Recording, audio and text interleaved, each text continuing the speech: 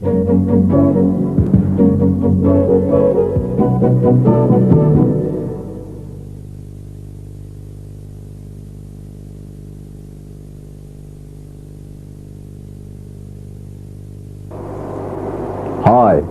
I'm Jonathan Gray.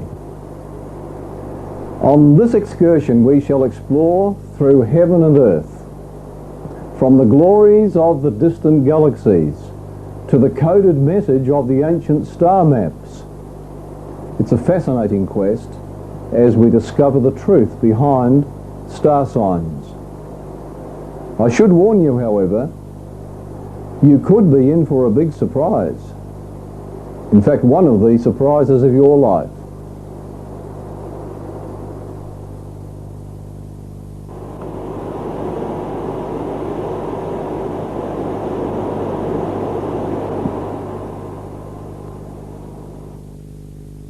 Jill stepped from under the shop veranda. It was raining. A passing van swished mud on her stockings.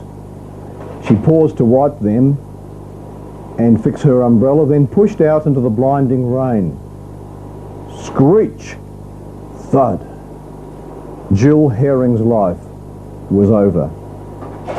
Till now it had been roses.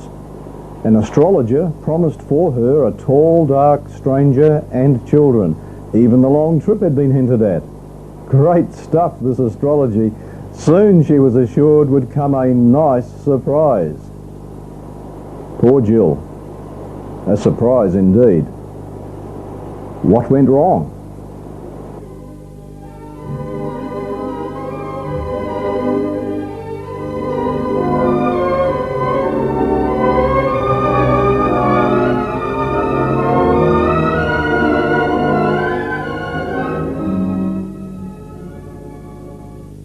Very early in human history, the stars were named and arranged into groups which we call constellations, and drawn on sky charts as pictures of animals, people, and other objects.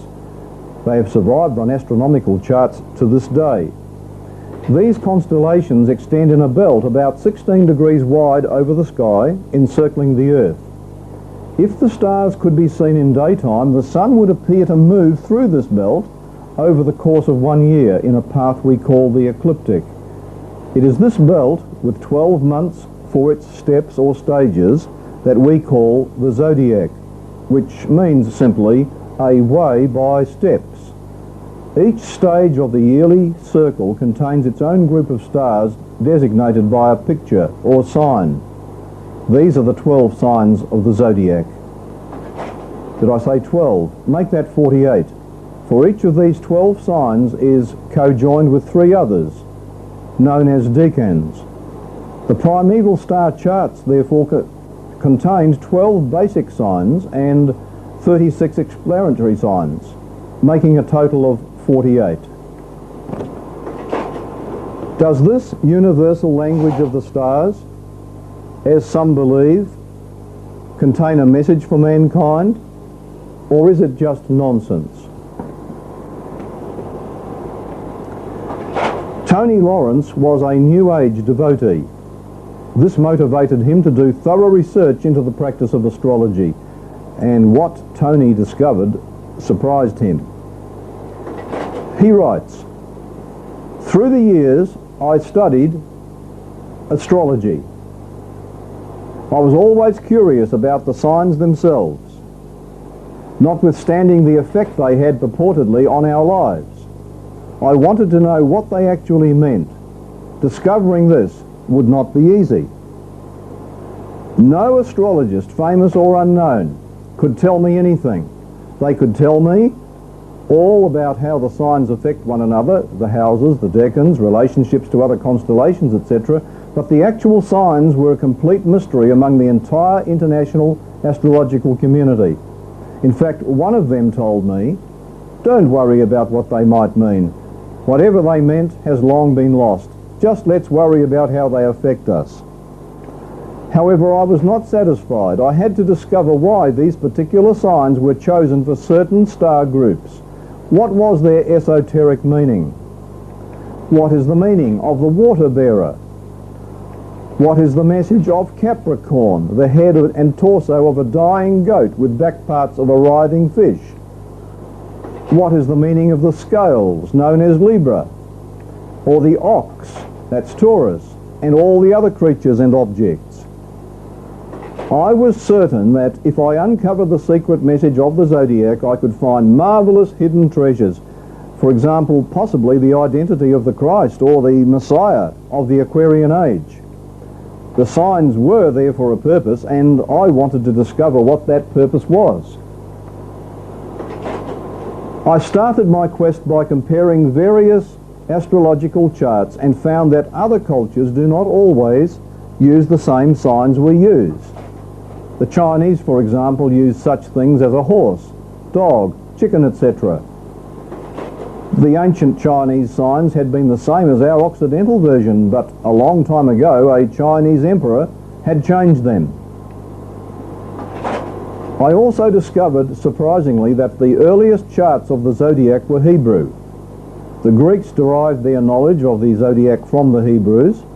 The Romans got their information from the Arabs, who also had received it from the Hebrews. Well, this led Troy Lawrence to the record of the Hebrews, that is, the Bible, to solve the mystery. And he reports, if I could uncover the hidden meaning of these signs, I could unveil the great truths originally declared by those who created the signs.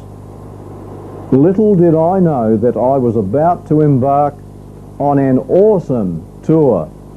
I would indeed discover long hidden secrets, shrouded information that nonetheless left a clear message for our time. Modern fortune telling by astrology, friends, has its origins in Babylon, around 300 BC. The system was built on the notion that the stars themselves were gods with intelligence, emotions and will. The stars, knowing what was best, wisely chose each person's destiny. Today, a person is said to be born under a particular star sign, and that star sign is supposed to guide his life. Present-day astrology is based on where the stars were in the sky over 2,000 years ago, when the horoscope was invented. However, since the horoscope was invented, the position of the Earth in space has moved about 30 degrees or a full sign.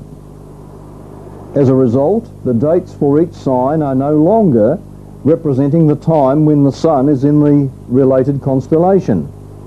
Today, when according to astrology, the sun is supposed to be in Aries, it is really in Pisces. So if you were a Cancer, you should really be instead a Leo. But even then, planetary influences upon your life are not really significant. An investigation by the American Association of Scientific Studies showed that none of the influences alleged by the astrologers was verified. Although the sun and moon are significant in their effect on natural Earth phenomena, measurable physical effects of the planets are refuted by science.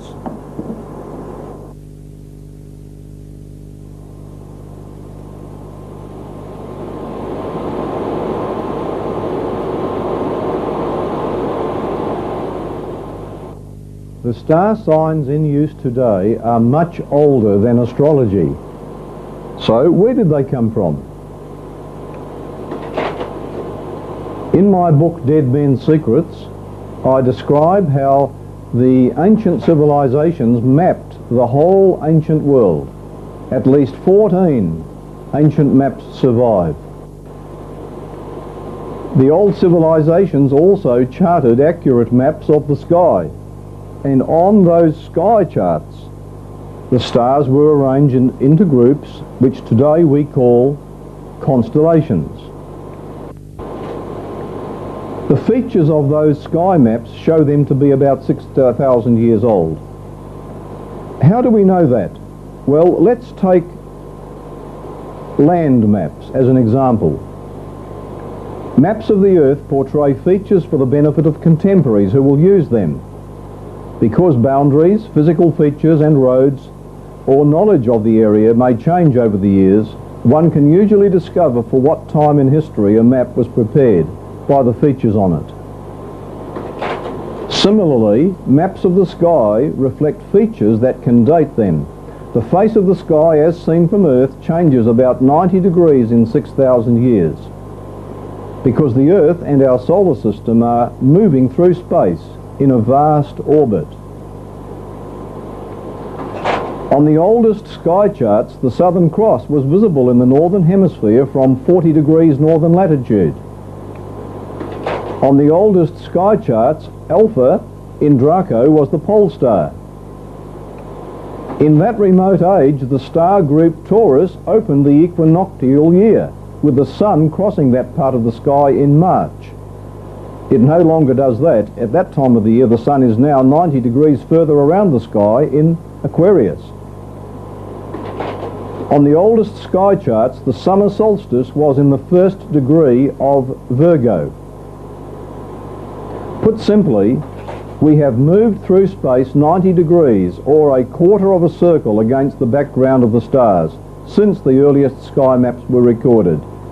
This means that the features on those maps are 6,000 years old, approximately.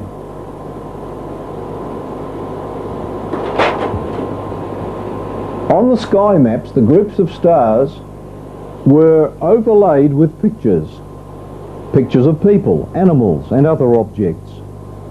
These ancient pictures and their star names were carefully chosen and set in a sequence to tell a story.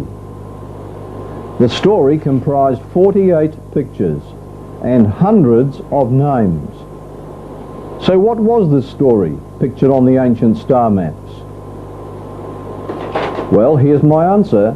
The ancient civilizations believed that a serpent, representing the devil, had taken control of the earth. They believed that a virgin's baby would fight the serpent, defeat him, and bring life, peace and happiness back to mankind. The pictures on the sky map were used to describe the story and not to tell people's fortunes through the stars. The very names of the stars, as well as the star sign pictures, told that story. According to the story, behind the scenes a deadly drama is being played out. It is much bigger than you might expect. The action is on this planet, but it involves the whole universe, and you and I, as citizens of planet Earth, are caught in it. Now, how it began is portrayed and how it will end. The same story is recorded in the ancient texts.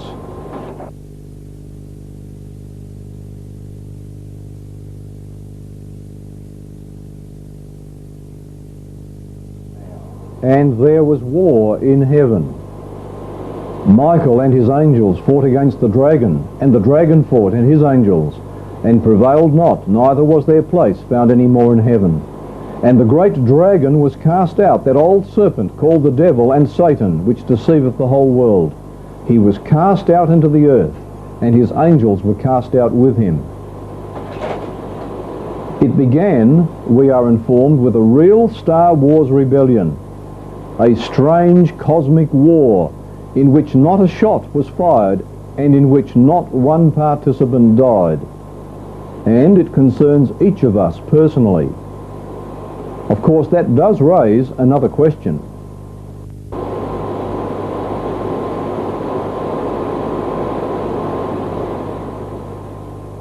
Out in that universe whose bright lights we can see each night, astronomers reason that there must be many worlds inhabited by people like ourselves. Dr. Alan Wright, a radio astronomer at the Parkes Observatory, New South Wales, Australia, says it's the height of egotism and arrogance for us to believe that of the 1,000 million stars in our galaxy alone, ours is the only one that has a planet that supports life. Strong circumstantial evidence that other stars have planets. Numerous red and yellow dwarf stars, like the Sun, rotate more slowly than might be expected of bodies their size. This indicates they have planets in orbit around them. An infrared astronomy satellite launched by the United States found that some stars had a blurry appearance. This suggested they had cooler material, probably planets, orbiting around them. There are also some mighty hot clues in the biblical writings that our universe is teeming with intelligent life, and all are in harmony with their Creator, loyal subjects of His kingdom. Unlike this planet, they have not rebelled. The drama began, we are told, in the deep reaches of space, beyond the Orion Nebula. The place? Heaven, the governing centre of the universe, around which all the galaxies orbit, and the home also of millions of created beings, called angels. Lucifer, a brilliant, handsome and powerful leader, became dissatisfied with his own position. Though he was loved and adored by the other angels, that seemed not enough. It was unlimited power he wanted, unlimited control, independence. So Lucifer proceeded to spread his discontent to the other angels until a third of them backed him. God does not care for his subjects, he insisted. He is a tyrant. It is I who have your interest at heart. Just suppose now God had destroyed Lucifer. Those who were still loyal might well have concluded, look what God has done. Perhaps Lucifer was right. God must be a tyrant. And they would then have remained loyal out of fear. So God provided opportunity to have the rebellion fought with love. Lucifer's character must be unmasked. This mysterious virus of sin must be allowed to show its results to all. And the Creator would place himself on trial before his subjects and let them see just who it is that cares. Lucifer, in open revolt, had disowned the supremacy of God and set up a rebel independence. And now Lucifer, or Satan, with his sympathizers, was banished from heaven. This event is recorded in the oral and written history of many ancient nations, from Babylonia to Mexico. Now, bitter and simmering for revenge, these demons looked for a new homeland and headed for our world, planet Earth, newly created. This would be his battlefield. From here he would fight back. Here he would set up his kingdom and prove his plan was better. And so the main stage of the war now shifted to Earth. But the target of his rage was still God's prince. Our first parents were placed on this earth. It was a beautiful world, singing with life. And God blessed them. And God said unto them, be fruitful, and multiply, and have dominion. As Satan himself, banished from home, saw the first man and woman appointed custodians over this planet, he was furious, and he planned vengeance. He waited. That fateful day when the demon appeared in a disguise and contrived the first seance was an electrifying experience. He told the happy couple that their Creator was a tyrant. Go it alone, he said. Be independent. You don't need God. And so they joined the rebellion. There was no escaping their guilt. The Creator had surrounded them with evidences of his love, yet they had listened to the enemy's slander and doubted the Creator's integrity. They had failed him. They had known nothing but evil, and God had desired that they should never know evil. They had chosen, and evil they should know. Up till now they were without sin, and they were able to dialogue with God. But sin would now mar this harmony. It would bias them against God's law and defile them. From now on, they and the entire human race would no longer enjoy that luxury. But it was worse. Now that they were separated from the life-giver, the natural consequence would be death. From that day they began to die, cell by cell. and this process would be passed down to all their children. And so today we have a world in agony, and one may ask, well, if God is all-powerful, then why does he permit all this violence, all this poverty, injustice? Why is this lonely planet full of tears? Does God really care? Is there an answer? Well, indeed there is, and it does make sense. It's all about free will. Free will, yes, it's almost as precious as life, isn't it? Let's face it, the Creator could have made us as robots, so we had to do as he said, so that when he pressed a button, as it were, we'd get down on our knees and say, I love you, I love you, I love you. No freedom in that. The fact that we do have freedom to choose tells us much, I believe, about the Creator. I think this points to the reason why he made us. A God of love, his heart bursting with an urge to share, he created intelligent beings as objects of that love. And he loves what he's created so much that he wants them to experience the greatest happiness possible. Therefore, he gives us free will.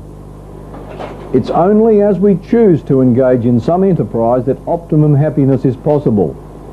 That couldn't be if we were mere robots. Rather, he wanted from us the natural response of unforced love from a spontaneous and free heart. He's made us free even to disregard his existence if we wish, or to ignore his laws. We were created free to run the world and even to make a mess. You might say that's one of the most winsome, beautiful and basic things about God, his love of liberty. And he gave us laws for our well-being that make a great deal of sense. Ignore them and we suffer, and our actions can make others suffer. Still, in this world so full of confusion today, there are people seeking for answers, and many of them turn to astrology. But back to our story.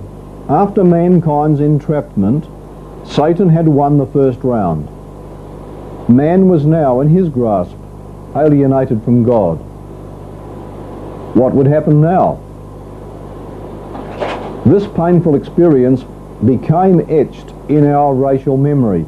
From Samaria to Mexico, art and literature recorded the fall.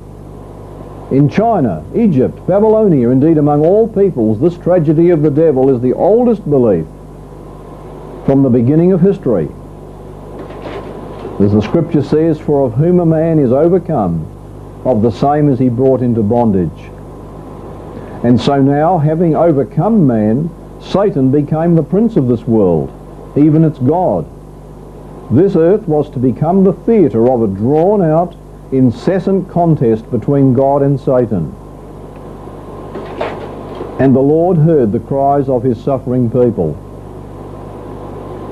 He was stirred with pity, and he made a promise to the despairing couple which would be passed down to their descendants.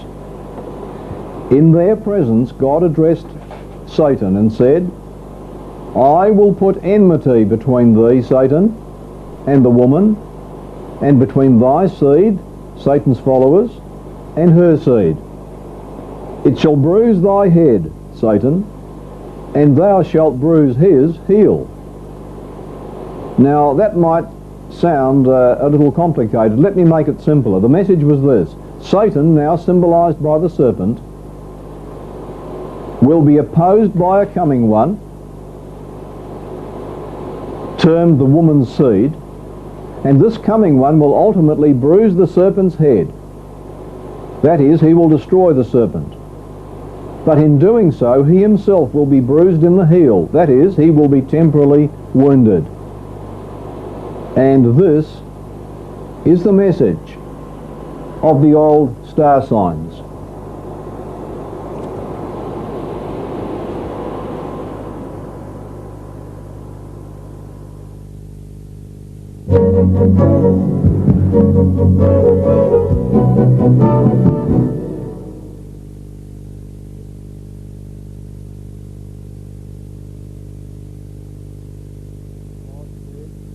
Let there be lights in the firmament of the heaven to divide the day from the night, and let them be for signs and for seasons, and for days and years. According to very old documents, from the beginning of man's presence on earth, one purpose of the heavenly lights was to be for signs. That is, to signify something beyond themselves, to carry some special teaching different from what is naturally deducible from them.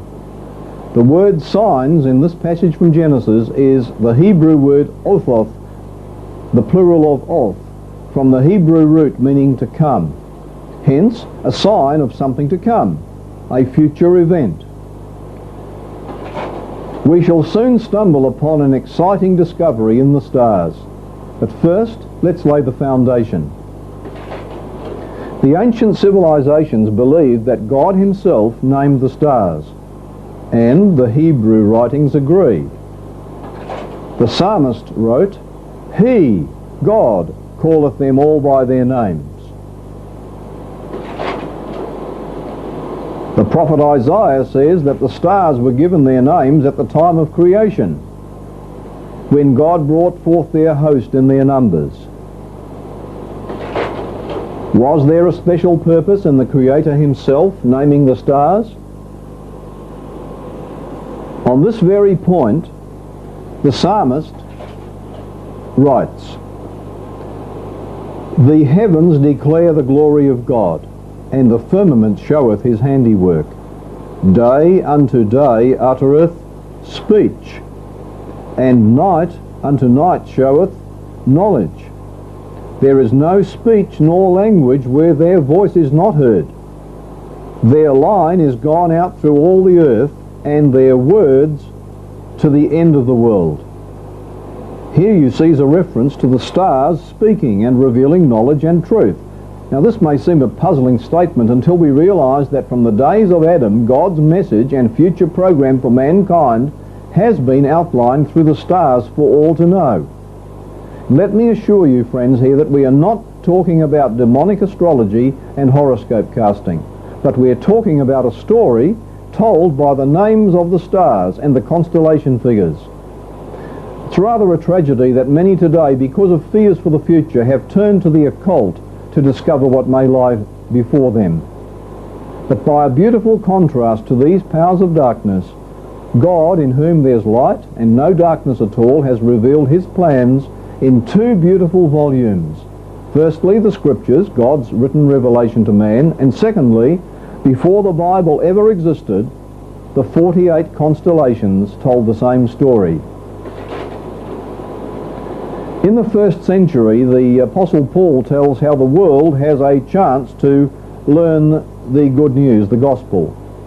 Writing to the Romans, he asks, "Have they, the heathen, not heard? Yes, truly they have heard, for," he says, "their sound went unto all the earth, and their words unto the ends of the world." Paul is saying that the heathen around the world have all heard the message of the gospel, and to support his claim, he's quoted from Psalm chapter 19. Just compare these two passages. Paul says, "Their sound went unto all the earth, and their words unto the ends of the earth." The Psalms, talking about the stars, says, "Their line is gone out through all the earth, and their words to the end of the world."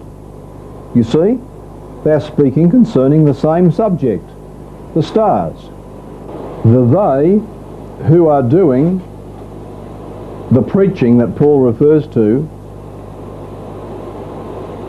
is the stars and the constellations of the heavens.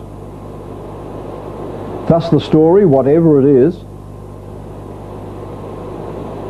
common to all languages and peoples, as the star names and constellation figures are the same around the world. There is no speech or language, says the psalmist, where their voice is not heard. And the Apostle Paul states here quite clearly that these stars are preaching the gospel. The names of the stars are telling a story. This then is how the heavens declare God's glory and show forth the knowledge of him. It is worth noting that the names of the star patterns were the same then over 4,000 years ago as they are today. Not only the names, but also the figures that have been drawn around these groups of stars have remained the same down through the centuries of time. The Arabs are among the greatest astronomers and historians this world has seen. Al-Bamaza, astronomer for the Caliphs of Granada, speaking of the star signs, says that none of these forms from their first invention have varied in coming down to us, nor one of their words changed, not a point added or removed.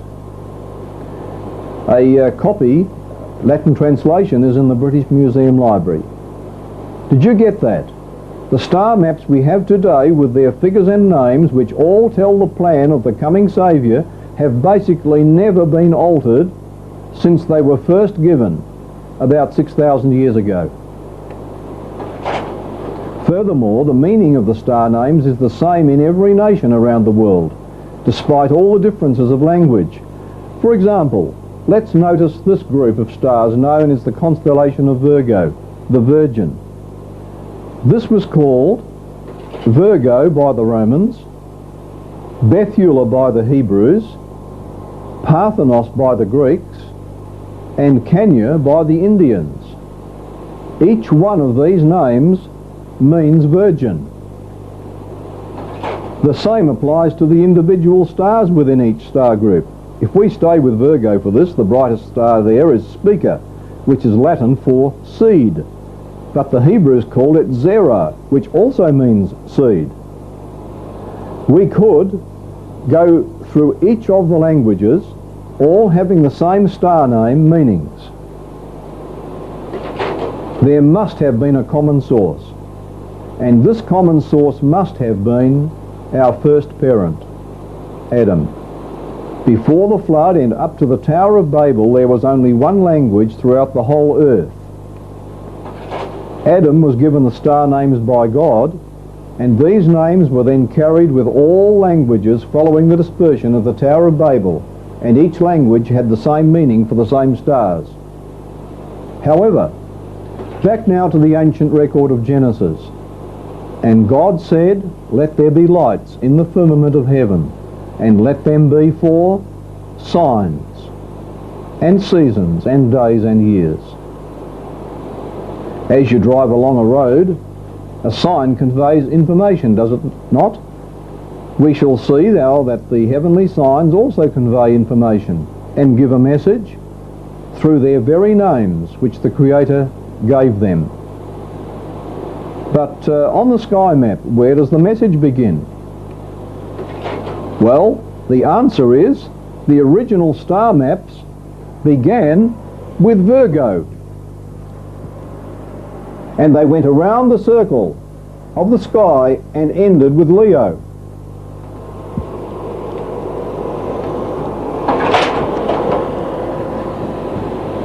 Here is Virgo at the summer solstice, 4000 BC. That's 6,000 years ago.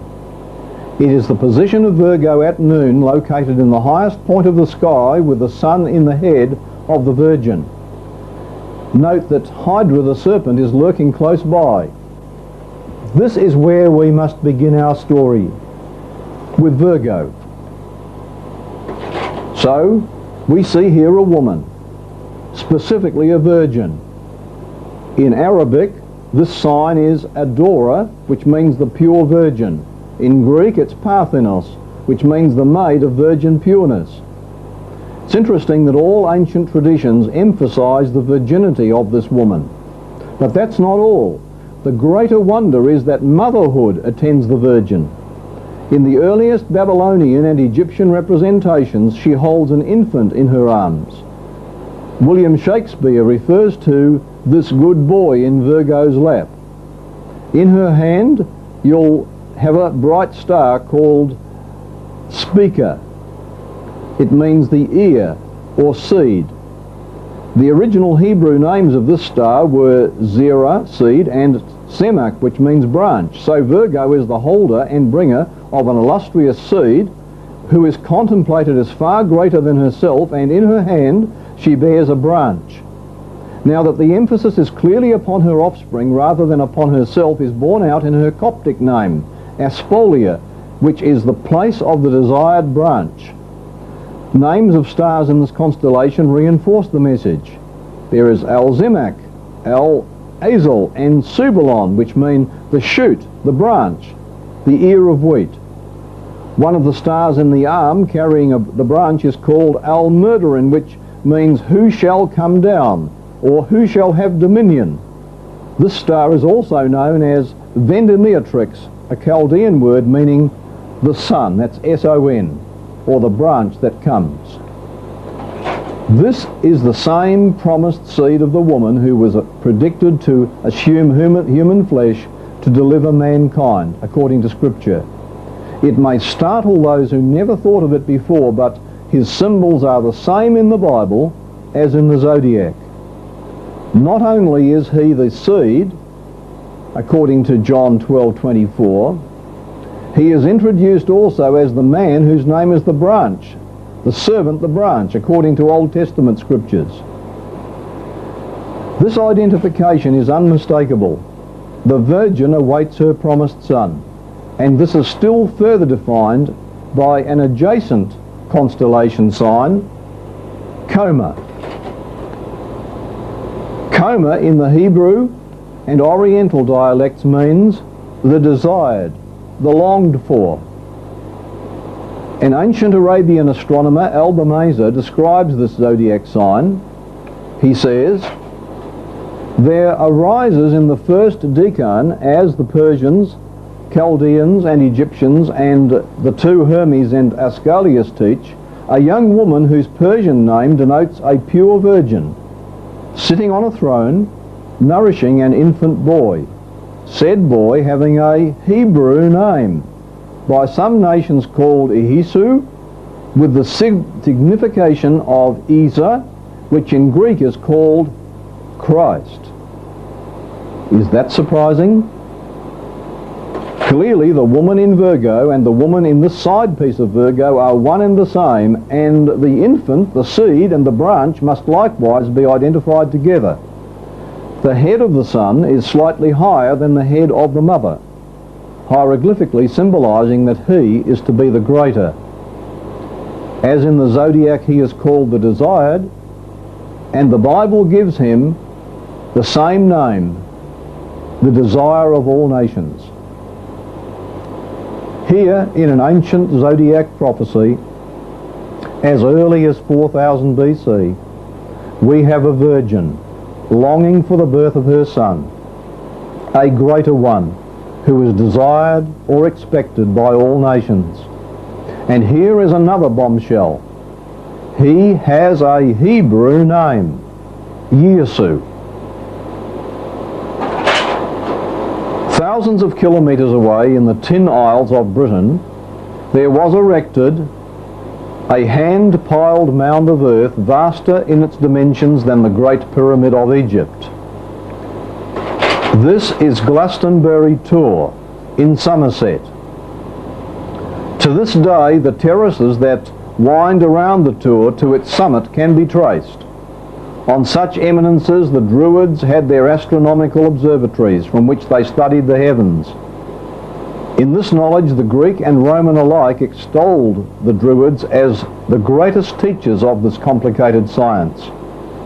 And latest research shows that the Druids, contrary to the assertion of their enemies, were not pagans who practiced human sacrifice.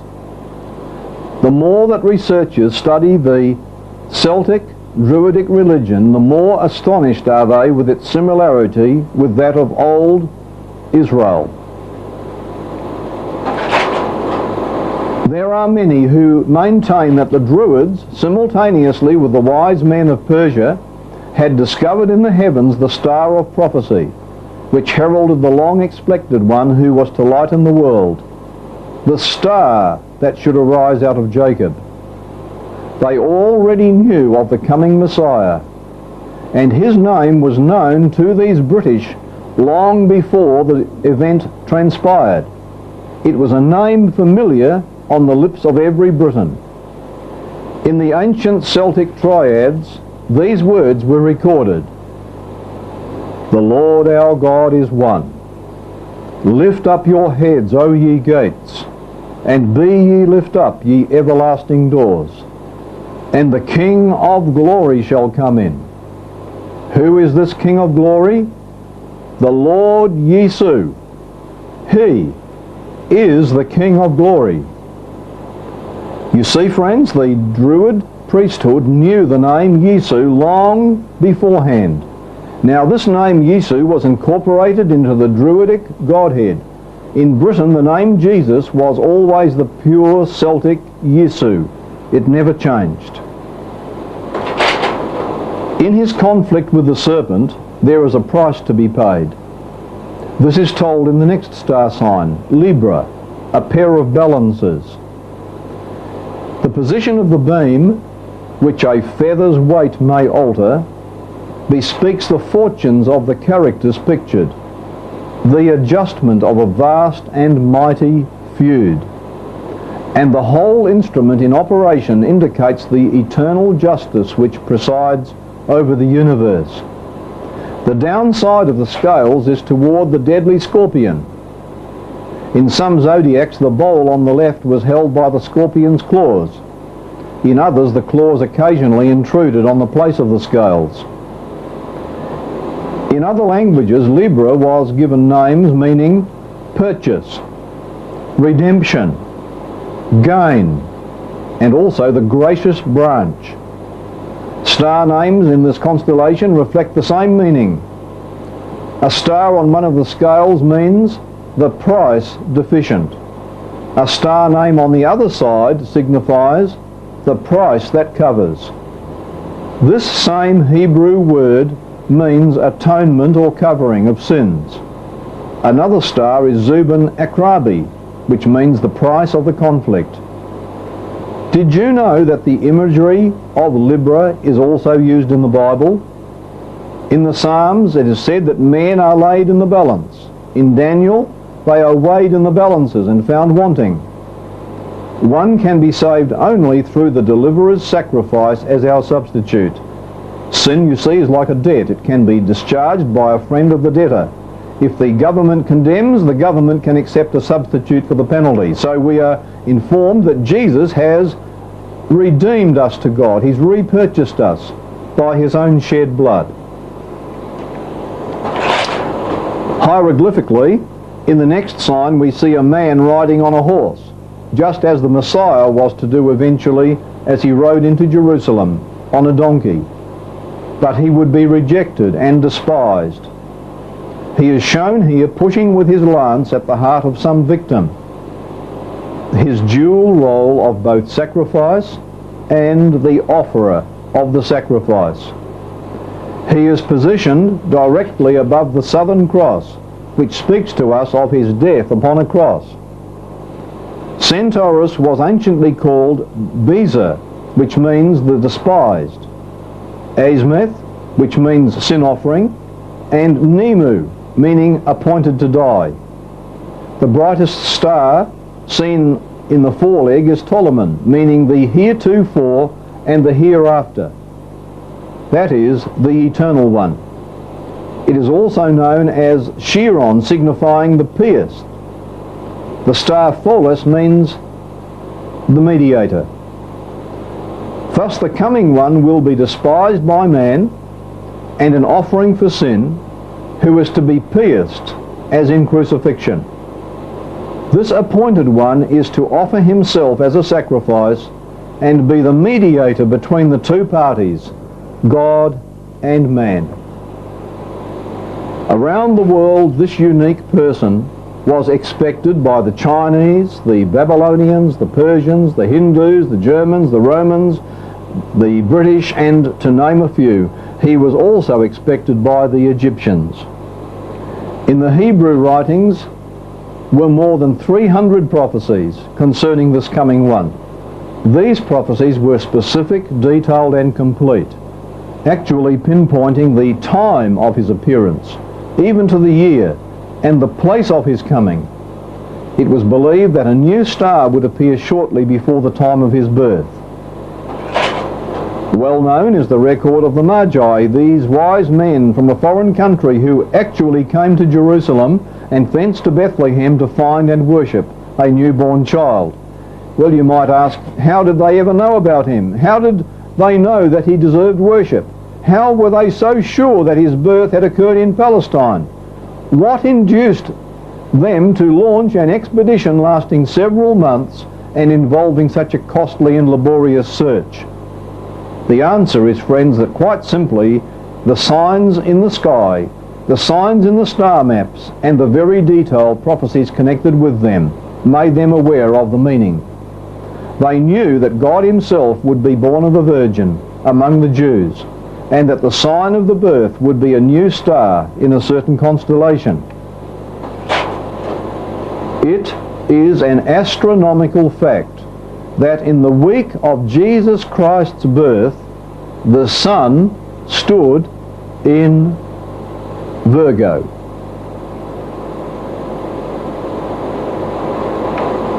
It is also a verifiable fact that just 9 months earlier, the sign of the Virgin at midnight was just rising on the eastern horizon. On the same date at midnight, the stars of the constellation Coma, the special sign of the woman's infant seed, the desire of nations, was likewise just rising on the eastern horizon.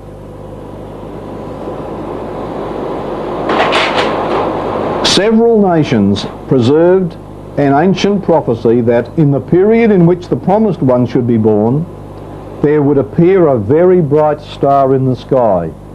This new star was expected to appear in the sign of the Virgin. It is a fact that a new and peculiar star did make its appearance in the period immediately preceding Jesus' birth. It was so bright as to be visible even in the daytime, and it continued in the sky during the whole period of Jesus' lifetime and for a period thereafter. It was in the first decan of Virgo, namely Coma, which was the sign of the infant with the Virgin, and it marked the very head of that infant. The prophets marveled at the fact. Into enemy territory, where Satan claimed dominion, God was permitting his Son to come in the form of a helpless baby, subject to the weakness of humanity. So, the deliverer assumed a material body in order that he might rescue mankind.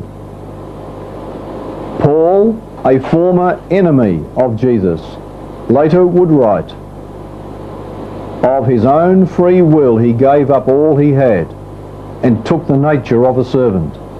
He became like man and took human likeness.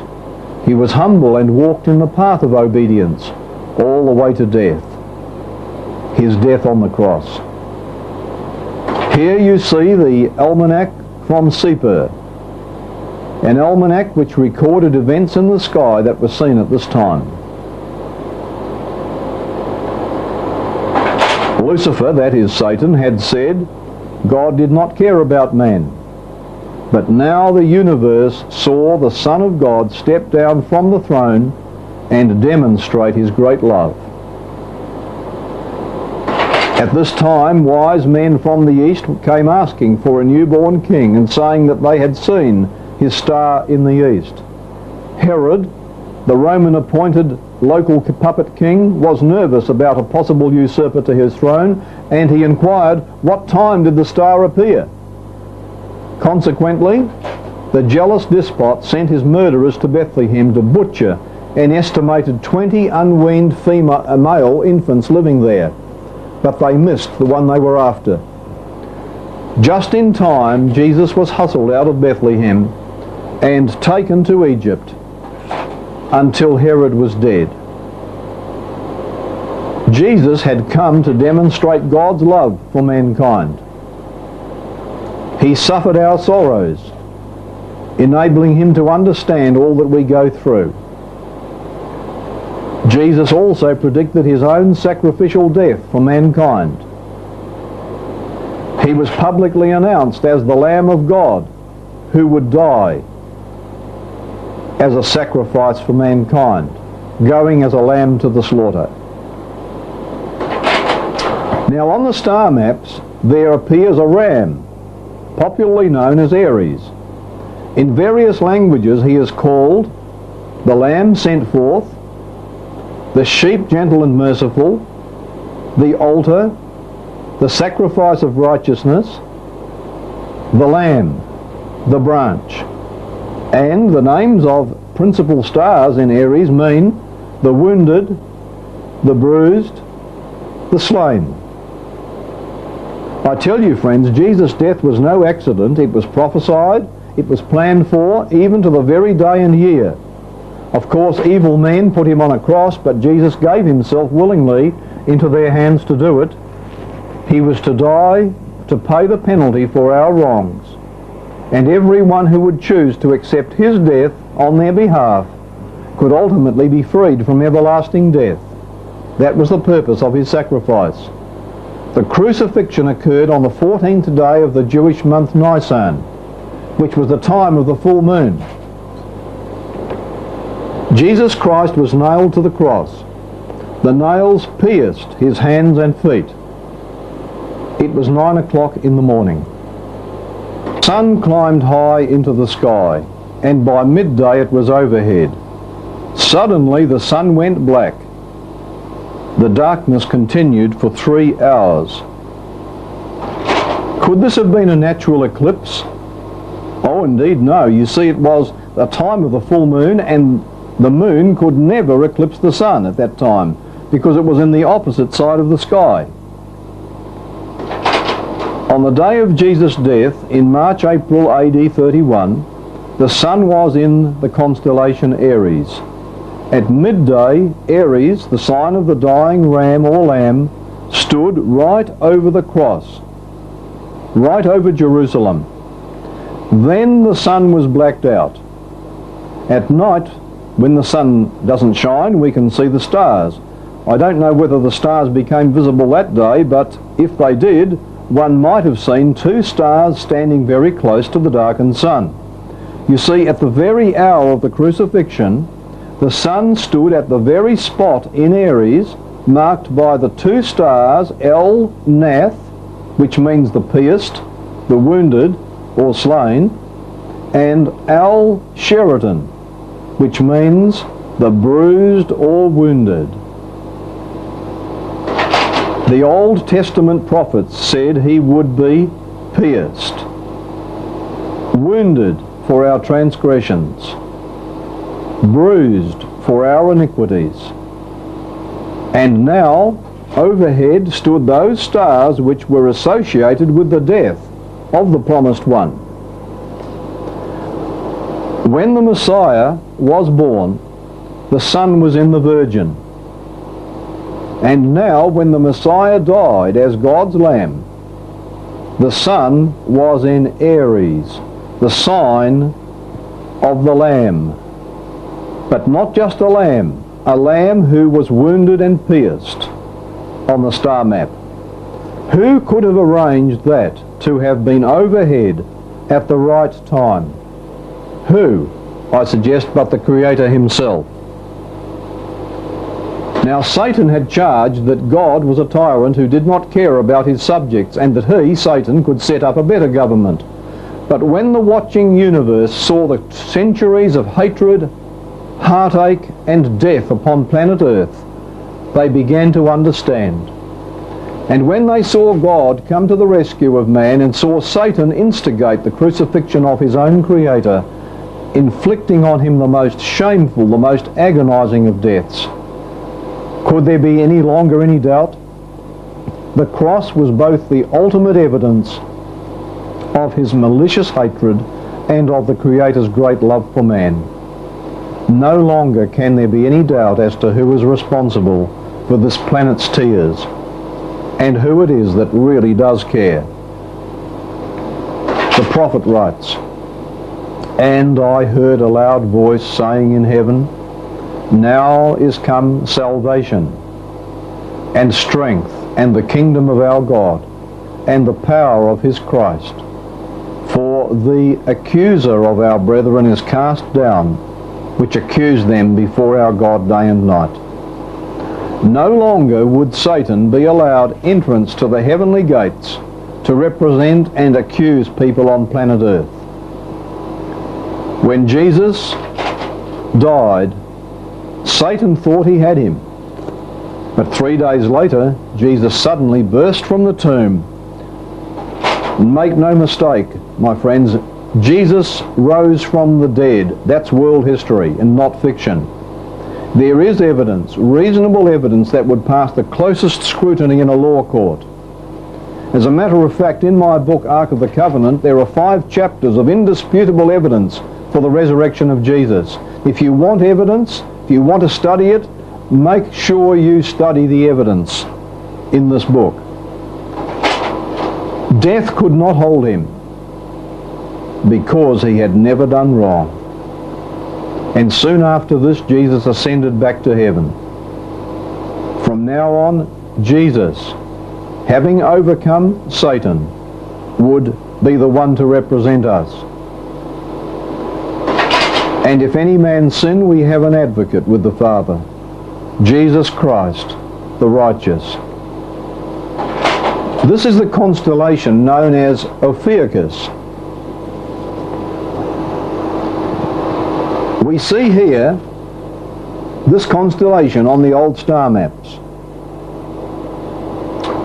We see a great serpent in all its giant proportions, the serpent's reaching after the heavenly crown, and the strong man, Ophiuchus, is wrestling with him for the crown. As the serpent reaches for the crown, he's held tight by Ophiuchus, the serpent holder. His Egyptian name means the chief who shall come. He is also called the Desired One. He is also said to be bruised.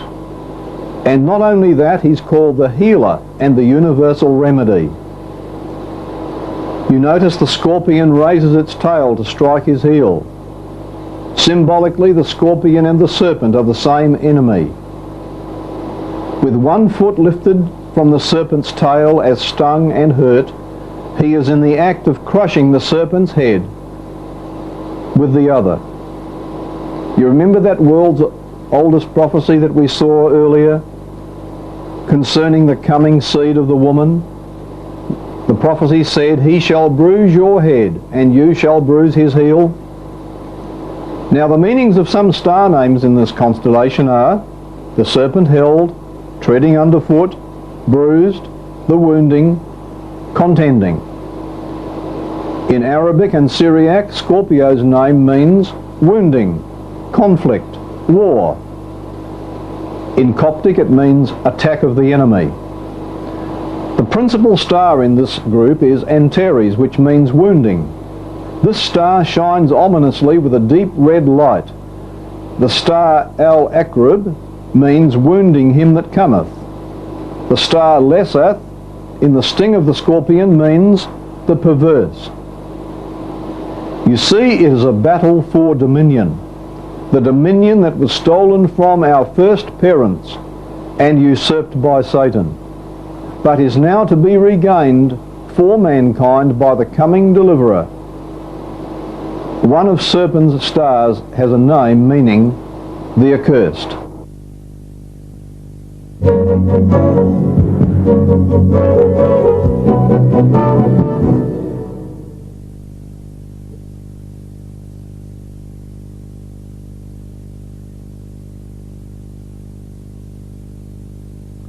When Jesus rose from the dead and returned to heaven undefeated, Satan knew that he was doomed. He was insane with fury. Jesus was now totally out of his reach. Now, if someone wants to hurt you, what's the best way to do it? Attack you physically or hurt you through someone that you love? Satan decided to get back at Jesus through the people Jesus loved, those he had left behind. First, he organized the persecutions by the Jewish leaders against the Christians. the followers of Jesus. Then, behind the scenes, he instigated the Roman Empire's slaughter of millions of Christians. On the star maps, a beautiful woman is depicted in chains, bound hand and foot, fastened down, unable to rise. The star names mean struck down, weak, the afflicted, the chained. Now in the Bible, the people of God are often depicted as a woman. Jealous rivals hate her, world powers are often employed against her. Innocently, she's made to suffer. By the world at large, she is hated. Throughout history, this has been the pattern. I recall that in Europe alone, for over 1,000 years, there was instituted an era of fierce persecution against the followers of Jesus. And at that time, every imaginable method of torture was used. 50 million or more true Christians were slaughtered for their faith.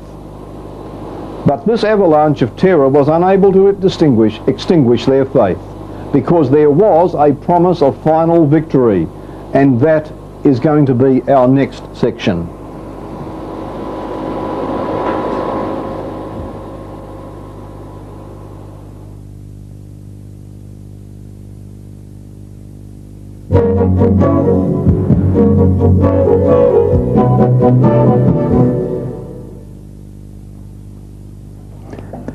It is reported that when Hitler saw that he was about to lose World War II, he confided to one of his officers, "If I go down and Germany goes down, I shall drag the whole world down with me." So, as Satan's end approaches, he is working overtime to drag this world down with him.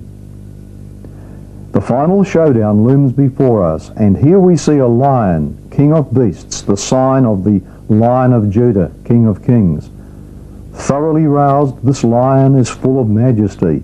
His name means he that tears asunder, that destroys, that leaps forth as a flame. The lion, associated with royalty and dominion, is fitted for the work of capture and destruction, so fierce and powerful that no other animal can withstand him. Star names in Leo mean the shining forth, the exalted, the judge or lord who comes with haste, the judge coming who seizes or violently takes, the feet which crush, the punishing or tearing of him that lays waste, and the putting down of the enemy. It is a deadly war, you see.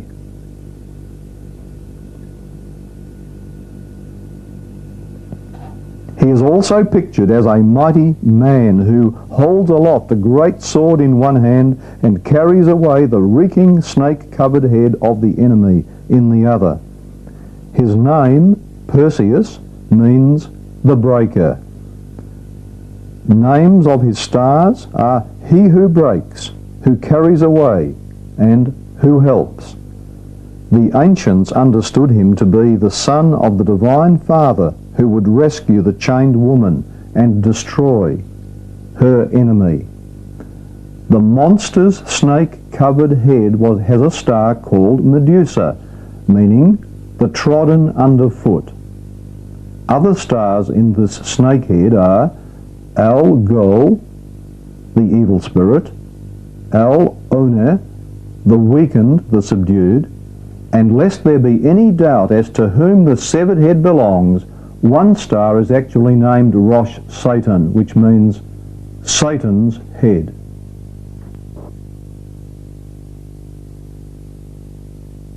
Jesus made a prophecy. He said, "There shall be signs in the stars." The biblical prophets stated that as the end time draws near, the stars shall fall from heaven as a sign, like unripe figs falling from the tree when a strong wind shakes it. Now this prophecy was strikingly and impressively fulfilled on the night of November the 13th, 1833.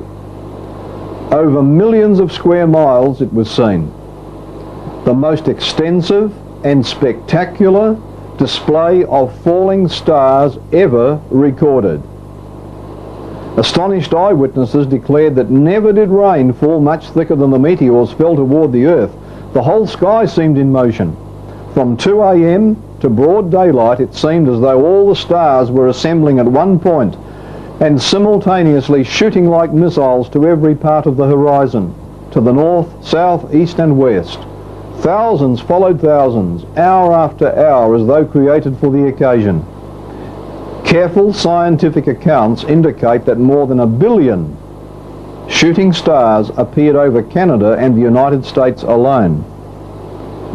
Henry James Ward wrote the next day in the New York Journal of Commerce, "They flew, they were cast, like the unripe fruit, which at first refuses to leave the branch, and when it does break its hold, flies swiftly straight off, descending, and in the multitude falling, some across the track of others, as they are thrown with more or less force." The phenomenon was repeated and distributed over various parts of the world soon after. A correspondent in the New York Journal of Commerce, November 14, 1833, says, "No philosopher or scholar has told or recorded an event like that of yesterday morning.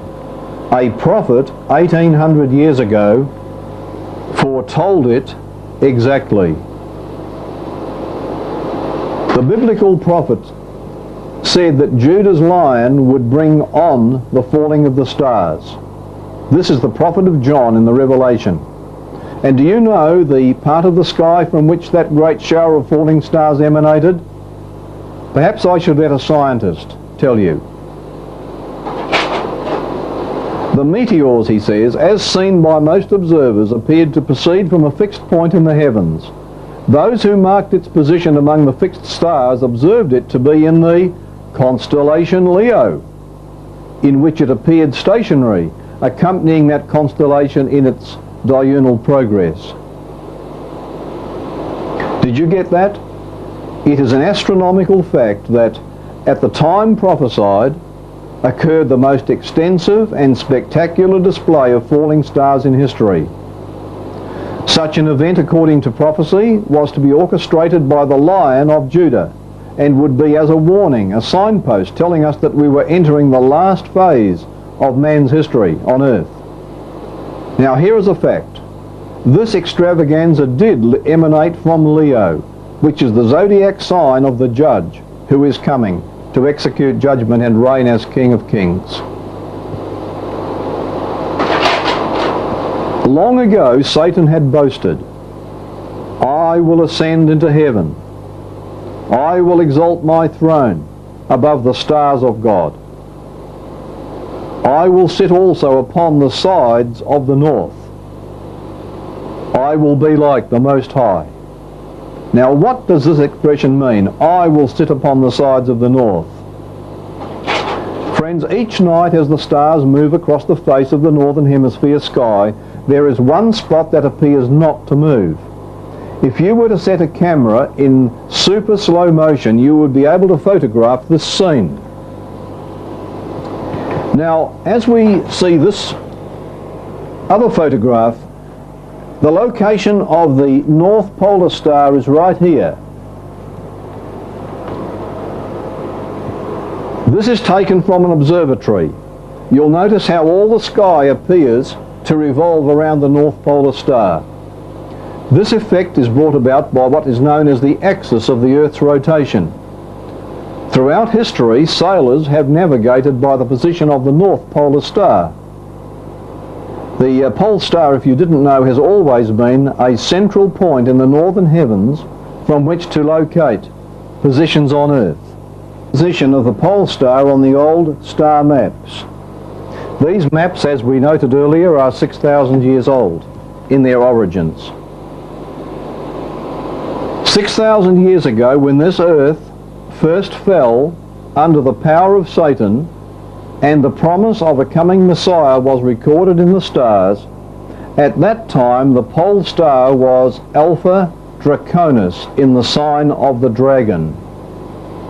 Satan was portrayed on the star maps as winding himself around the sides of the north.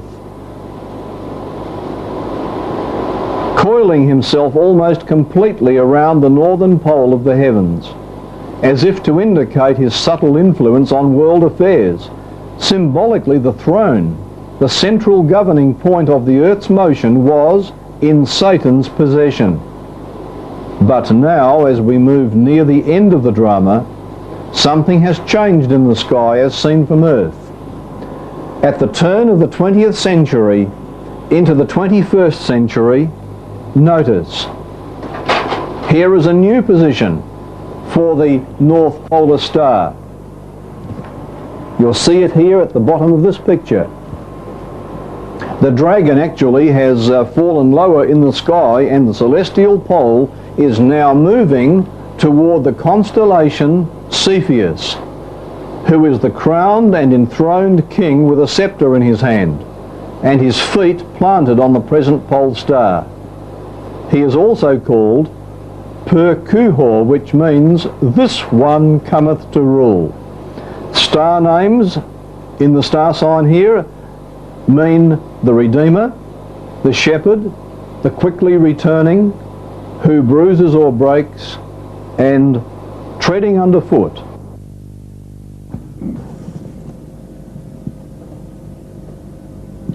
According to the biblical prophecy of Revelation, Jesus is to return as King of Kings and Lord of Lords, with a crown on his head and a scepter in his hand. He is coming back to interrupt world history and take dominion.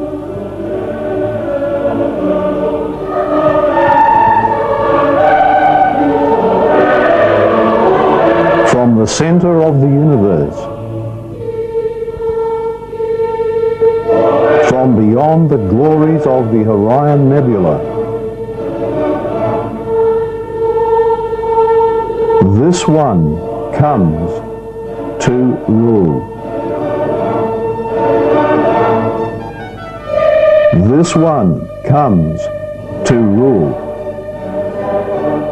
South Australian scientist Barry Setterfield recounts the true story of a missionary who returned from the back country of Japan. She had just been where no missionary had ever been before. Setterfield reports, and I quote his exact words, "She began to tell the story of redemption, the story of the Lord Jesus Christ. And when she had finished, an old lady got up very excited and said, 'I've known the story for a long time, and I've told my people about the Saviour.